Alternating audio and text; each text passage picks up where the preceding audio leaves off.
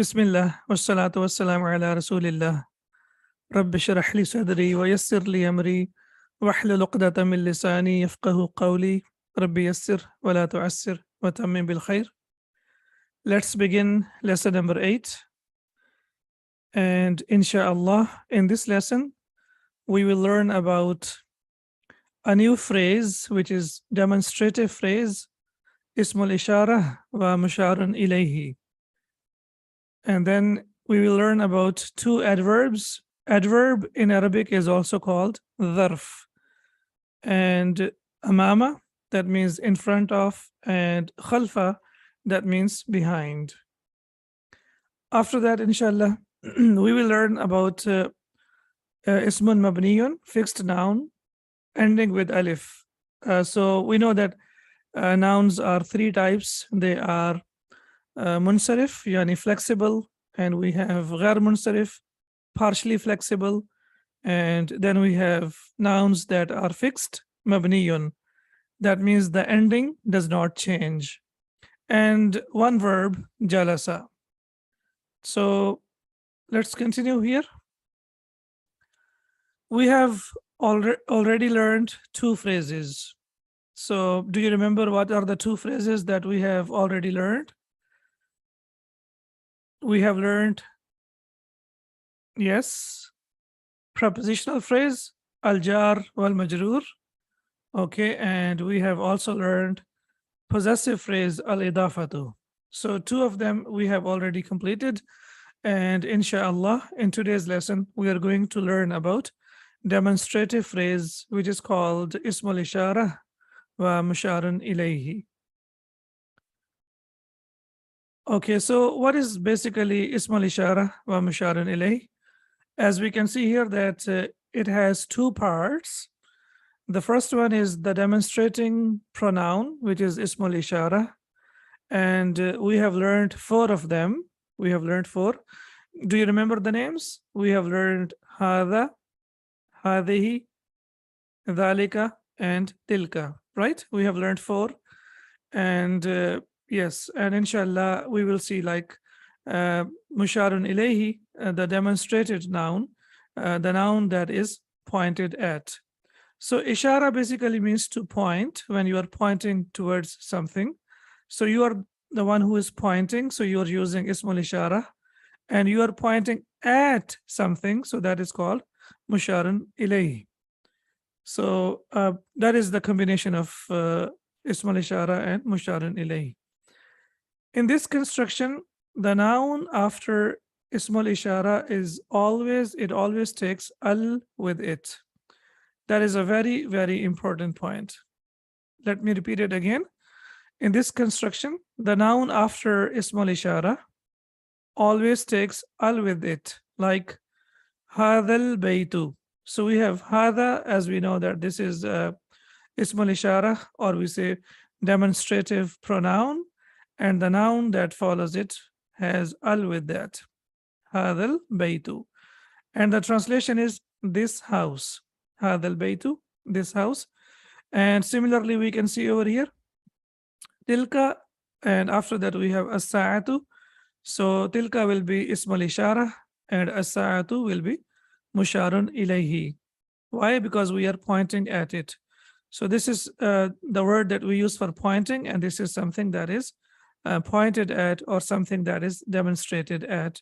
Tilka Sa'atu, that watch.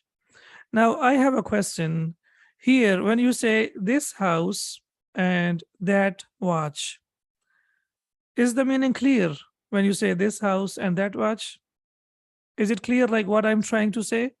Or is it like you're waiting for something for me to say so that the meaning becomes clear? Excellent. So when I say Hadal Baytu, and when I say Tilka Sa'atu, and this house and that watch, the meaning is not clear. And that's why we call this phrase. Why do we call them phrase?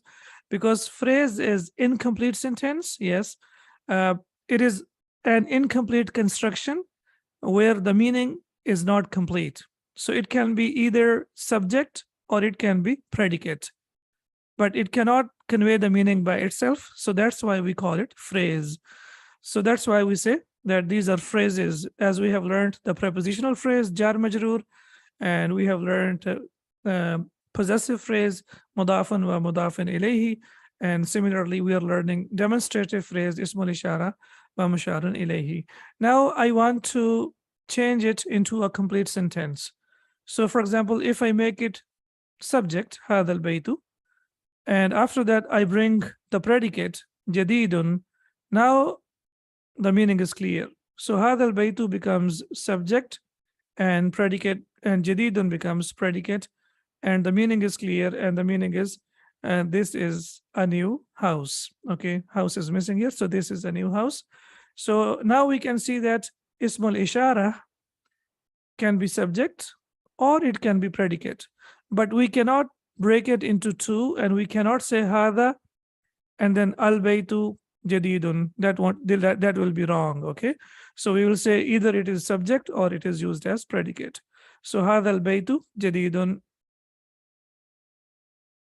Yeah, if there is no al, then it will not be a demonstrative phrase. That's a very good question. For example, if you say hadha baytun, when you say hadha baytun, what does it mean? Hadha baytun. It means this is a house, right? We have learned about it from lesson number 1. So when we have hadha baytun, that means it means it's a complete sentence, and it means this is a house, right? But when you say hadha al baytu, that means this house. Look at the translation, this house. So there is a very big difference when you have hadha and after that you have indefinite noun, and we know that the combination of definite noun and indefinite noun makes a complete sentence, and this is subject and this is predicate. Similarly here we need a subject and predicate. So here ismul ishara hadha al bayt is subject and jadidun is predicate. Similarly, we say tilka sa'atu jamilatun. Tilka sa'atu will be the subject and jamilatun will be predicate. And we know that subject and predicate are equal in number and gender. So tilka sa'atu is feminine, and jamilatun is also feminine. So subject is feminine, predicate is feminine. Subject is singular and predicate is also singular. Here, hadha al-baytu, baytu is masculine, and that's why predicate is also masculine. Hadha al-baytu jadidun. So the difference is very clear that after ismul ishara, after hadha or hadhihi or tilka or dhalika, if we have al, then it becomes demonstrative phrase, it becomes ismul ishara wa musharun ilayhi. If after hadha we don't have al, that means it is a complete sentence. Hadha baytun is a complete sentence, but hadha al-baytu is not a complete sentence. Hadha al-baytu is incomplete sentence. This is demonstrative phrase, and this is subject, and after that we need to bring predicate. And when we say jadidun or kabirun, big, hadha al-baytu kabirun, this house is big, then inshallah it becomes a complete sentence. So I hope it's clear now. Okay. Something interesting here.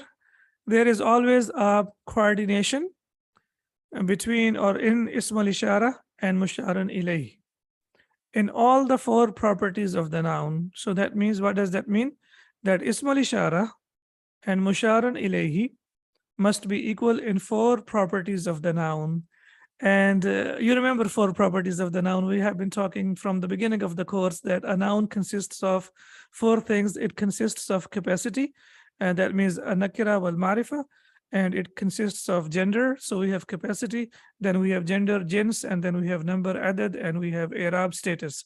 So that's why I named it 4D analysis of the noun. And you can say C, G, and S. Capacity, C is capacity, and G is gender, and N is number, and status is S. Okay, this is very, very important for us to remember. And if you remember in this order, inshallah, it will be easier for you to follow up. So that's why we say that C, G, and S, capacity, gender, number, and status. So that means ismul ishara and musharun ilayhi must be equal in 4 properties of the noun. For example, hadha, is it definite or indefinite? Yes, please, I need your answers quickly. Hadha is definite or indefinite? Is this nakira or ma'rifa? This is ma'rifa, definite, excellent. And what about al-baytu? Al-baytu is also definite. This is also marifa because it has al. Okay. Hada is masculine or feminine? Hada is used for masculine. Excellent. Al baytu is masculine or feminine? Masculine. Excellent. So both of them are equal in gender. Adad. Okay. Hada is used for singular or plural? Hada is used for one. Excellent. And al baytu is also one. Okay. So first check, complete. Second check, complete. Third check, complete. Okay. And the fourth check, we have to see the ending. Okay. So what is the ending of hada? Yani, what is the status of hada? Is it marfu, mansub, or majroor? It's marfu. Excellent. Perfect.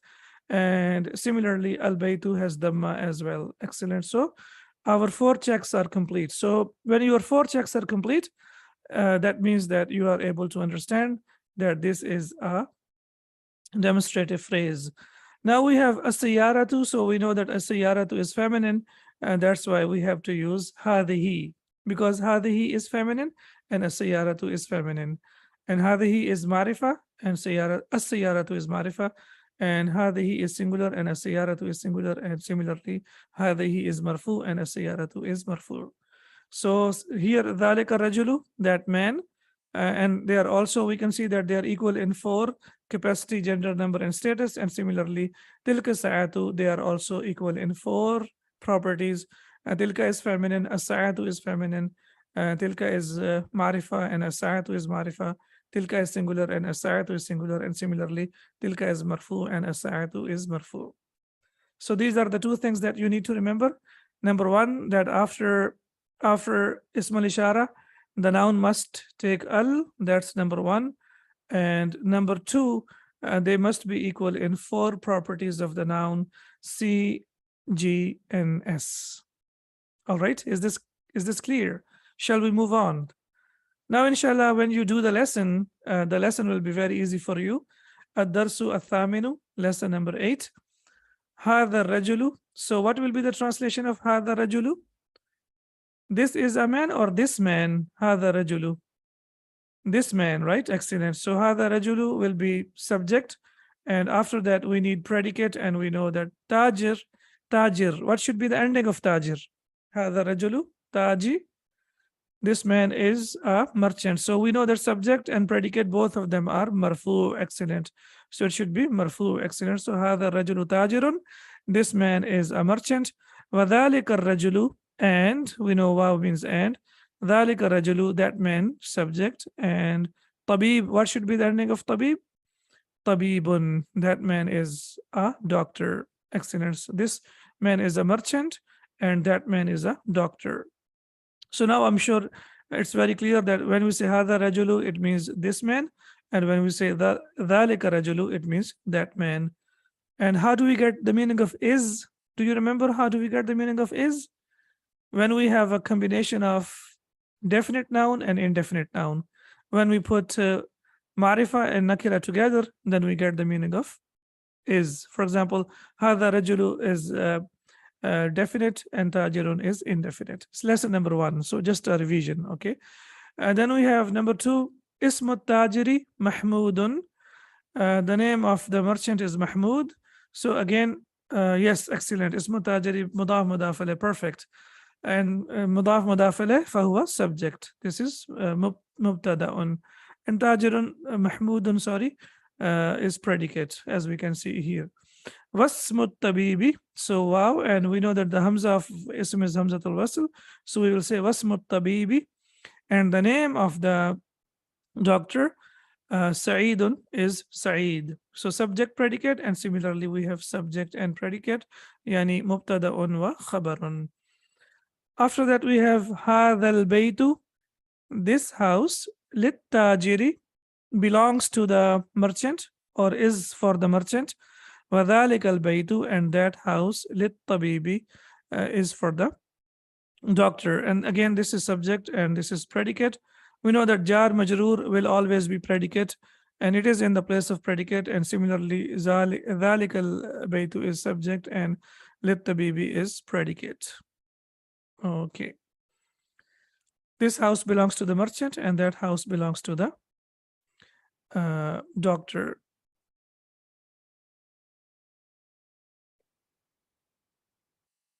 Okay. بيت التاجر أمام المسجد. Okay, now here we have what? We have بيت التاجر, so this will be subject, and أمام المسجد will be predicate. Okay, what do you remember about أمام? As we discussed in the beginning of the lesson, that it is ظرف, yani it is adverb plus mudaf. Yeah, so it is what? It is adverb. Adverb means ظرف, so it is adverb, and similarly it is mudaf. It yani functions as mudaf, so that's why it has two qualities, and we need to remember these two qualities, that this is ظرف plus mudaf. And we know that after mudaf, the noun is always majroor, so it will be mudaf ilayh. So bayt al-tajiri is also mudaf ilayh, and amam al-masjidi is also mudaf ilayh. So that as I told you, that these incomplete constructions, they can be subject and they can be predicate. There is one incomplete construction, or there is one phrase that cannot be subject. Do you remember what phrase is that? That cannot be subject? Does anyone remember? Jar majroor. Jar majroor cannot be subject. It will always be predicate. Even if it comes in the place of subject, but it will not be subject, it will always be predicate. However, mudaf alayh can be used in the place of subject, and it can also be used in the place of predicate. Bayt al-tabibi, and the house of the doctor. Khalfa, so this is your dharf number 2. And again, we can see that this is a dharf plus mudaf, and that's why al-madrasati is majroor, because khalfa is used as mudaf. The house of the merchant is in front of the masjid, and the house of the doctor is behind the school. So amama is in front of and khalfa is behind. Okay, I have a question. We have already learned one dharf, one adverb. What was that? We have learned in lesson number 5. Do you remember that dharf that we have learned already? We have learned tahta. Tahta, excellent. Yeah. So we have learned tahta as well. So now you can make your list of adverbs that are used as mudaf. We also call them dharf or adverb. They are used as mudaf. So we have learned 3 now. We have learned number 1 tahta, that means under. Number 2, we have learned amama, that is as we can see in front of. And number 3, we have learned khalfa, that is under. And please remember that they are always mansub, yani they always have fatha. So you can see tahta has fatha, and amama has fatha, and khalfa has fatha. Why do they have fatha? Because dharf adverb is always mansub. Dharf is always mansub, so that's why they have fatha. Then we have liman hadhihi as-sayyaratu wa liman tilka. Okay, liman hadhihi as-sayyaratu. Okay, now I have a question. Which is the subject and which is the predicate? Liman hadhihi as-sayyaratu wa liman tilka. Please tell me quickly, which one is the subject? Liman or hadhihi as-sayyaratu? Excellent. Hadhihi as-sayyaratu is the subject and liman is predicate. As I mentioned a while ago, that jar majroor cannot be subject. It cannot be mubtadaun. It will always be khabarun. It will always be predicate. Even if it comes in the place of the subject, it doesn't mean that it becomes subject. It always remains as predicate, as khabar. Wa and liman tilka. And okay, for who is that? Okay, now what does that mean, liman tilka? Basically, we know that Sayyaratu has already been mentioned. So that's why we know from the context that we are talking about the car. So that's why there is no need to mention it after that. So it gets dropped or it gets omitted. So it will be Waliman tilka Sayyaratu. Liwaliman tilka Sayyaratu. Who is this car for and who is that? And as you can see, I put it in the brackets. And the brackets means that it is clear, and we know from the background that we are talking about the car, and that's why we put here car for. Excellent.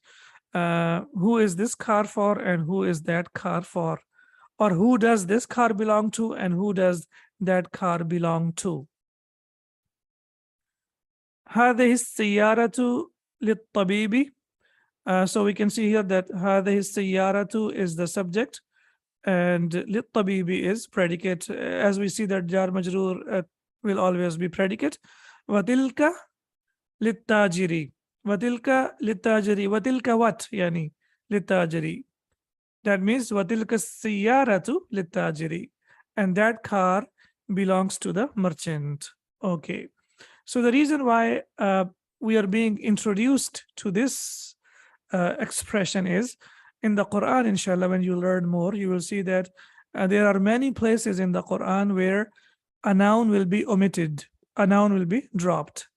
So that's what Sheikh is telling us from here, that we should get ready for that, that sometimes we are looking for the noun. So when you look at the translation, you will find the translation over there. But when you see in the Quran, you will not see it. So that means that from the context, we will know that the noun has been dropped. So that's why the Sheikh is telling us over here that وَتِلْكَ السَّيَّارَةُ لِلتَّاجِرِ, and that car, and that's why I put it in the brackets. And the reason why I put it in the brackets, so that in the Quran, whenever you see something in the brackets, and that means that is additional information. So that's why in the Quran, when you look at the English translation in the brackets, and that means that this is something additional. Okay, then we have the last one. We have هذه السيارة من اليابان. This car is from Japan. وتلك يعني وتلك السيارة من أمريكا. And that car is from America. Okay, now what is the ending of America? It ends with alif. Okay, is it marfu or mansub or majroor? Yes, please tell me quickly. So هذه السيارة is subject and من الياباني is predicate. And وتلك من America, and that is from America. So now what is the i'rab of America? America is majroor. Why it is majroor? Because we have min before it, right? So we know that whenever there is min before a noun, the noun is majroor.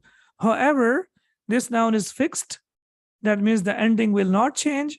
So we cannot see the ending, but because of min, we know that this noun is majroor. This noun is majroor. Yeah, because this is mabniyun. Excellent. So as we can see over here, this noun is mabniyun, yani this noun is fixed, as we can see over here. So that's why we say that watilka min America, and that is from America. This car is from Japan, and that car is from America. Intaha ad-darsu, lesson finished. So alhamdulillah, we have some new information in this lesson. And if you are able to, like grasp the new ideas in every lesson, we don't have like too many new ideas, 2, 3, or 4 ideas. And if you practice them, inshallah, learning of the Quran and learning of Arabic language will be inshallah very easy for us. Subhanaka Allahumma wa bihamdika. Ashhadu an la ilaha illa anta astaghfiruka wa atubu ilayk. Assalamu alaikum wa rahmatullahi wa barakatuh.